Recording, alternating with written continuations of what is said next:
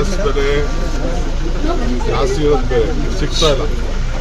ಎಲ್ಲ ಜನರಿಗೆ ಸಾರ್ವಜನಿಕರಿಗೆಲ್ಲ ತೊಂದರೆ ಆಗ್ತಾ ಇದೆ. ಇದು MP ಗಳು ನಾನು ನಿನ್ನೆನೂ ಹೇಳಿದ್ದೀನಿ, ಮೊನ್ನೆನೂ ಹೇಳಿದ್ದೀನಿ, ಯಾರು ಮಾತಾಡ್ತಾರೆ. ಇವತ್ತು ಅವ್ರಿಗೆಲ್ಲ ಒದಗಿಸ್ಕೊಡ್ಬೇಕು.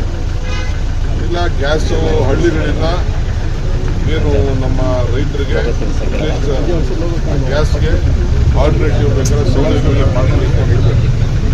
ಹೋಟ್ಲುಗಳಿಗೂ ಪರ್ಮಿಷನ್ ಕೊಡಬೇಕು ಸೌದೆಗಳಿಗೆ. ಇವರು ಸೌದೆ ಮಾಡಬಾರ್ದು ಅಂತೇಳಿ ಸೌದೆ ಮುಕ್ತ ಅಂತೇಳಿ ಇದಕ್ಕೆ ತೀರ್ಮಾನ ಮಾಡಿದ್ರು. ಈ ಇವ್ರ ಕೈಲಿ ನನಗೆ ಯಾವ ಕಾರಣಕ್ಕೂ ಗ್ಯಾಸು ಮಾಡೋಣ, ಪೆಟ್ರೋಲ್ ಡೀಸೆಲ್ ಬೆಲೆಲ್ಲ ಜಾಸ್ತಿ ಆಗ್ತಾಯಿದೆ, ಎಲ್ಲ ಪದಾರ್ಥಗಳ ಬೆಲೆ ಜಾಸ್ತಿ ಆಗ್ತಾಯಿದೆ, ಜನ ಪರದಾಡ್ತಾ ಇದ್ದಾರೆ. ಸೊ ಇದಕ್ಕೆ ಸರ್ಕಾರನ ರೆಸ್ಪಾನ್ಸಿಬಲ್. ನಾವು ಸ್ಟೇಟ್ ಗೌರ್ಮೆಂಟ್ ಏನು ಮಾಡೋಕ್ಕಾಗಲ್ಲ. ಸೆಂಟ್ರಲ್ ಗೌರ್ಮೆಂಟ್ ಇವತ್ತರೂ ಕೂಡ ನಮ್ಮ ನ್ಯಾಷನಲ್ ಪಾಲಿಸಿ ಏನಿದೆ, ಇಂಟರ್ನ್ಯಾಷನಲ್ ಪಾಲಿಸಿ ಏನಿದೆ, ಅದನ್ನೆಲ್ಲ ಕೂಡ ಇವತ್ತು ಕೂಡ ಅವರೇನು ಅದ್ರ ಬಗ್ಗೆ ಮಾತಾಡ್ತಾ ಇದ್ದಾರೆ. ಸೊ ಬೇರೆ ಬೇರೆ ವಿಚಾರಕ್ಕೆ MP ಗಳು ಮಾತಾಡ್ತಾ ಇದ್ದಾರಲ್ಲ, ದಯವಿಟ್ಟು ಮೊದಲು ಪಾರ್ಲಿಮೆಂಟಲ್ಲಿ ಮಾತಾಡಿ ನಮ್ಮ ರಾಜ್ಯಕ್ಕೆ ನ್ಯಾಯ ಒದಗಿಸುವಂಥ ಕೆಲಸ ಮಾಡಬೇಕು. ಕೇಂದ್ರ ಸರ್ಕಾರದ ಧೋರಣೆ ಏನಿದೆ ಅದನ್ನು ನಾವು ಖಂಡಿಸ್ತೇವೆ.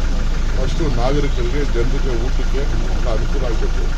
ಮುಂದಕ್ಕೆ ಯಾವ ಸ್ಥಿತಿ ಬರ್ತದೋ, ಈಗಾಗಲೇ ಸುಮಾರು ಗ್ಯಾಸಲ್ಲಿ ಓಡಾಡ್ತಾ ಇರೋಂಥ ವೆಹಿಕಲ್ಗಳು ಕೂಡ ಈಗಾಗಲೇ ನಿಲ್ಲಿಸಿದ್ದಾರೆ, ಗ್ಯಾಸ್ ವೆಹಿಕಲ್ ಕೂಡ ನಿಲ್ಲಿಸಿದ್ದಾರೆ. ಇವೆಲ್ಲ ಸಮಸ್ಯೆ ಆಗ್ತಾಯಿದೆ. ಸೊ ಅದಕ್ಕೆ ಸದ್ಯದಲ್ಲೇ ನಾವು ಇವತ್ತು ಕ್ಯಾಬಿನೆಟ್ ಇದೆ, ಕ್ಯಾಬಿನೆಟಲ್ಲಿ ಈ ವಿಚಾರನ ತೀರ್ಮಾನಿಸಬೇಕು. ಸರ್, CLP ಸಭೆಯಲ್ಲಿ ಅನುದಾನವನ್ನು ಜಾಸ್ತಿ ಕೊಡಬೇಕು ಅಂತ ಹೇಳಿ ಶಾಸಕರು ಒತ್ತಾಯ ಮಾಡಿದ್ರು.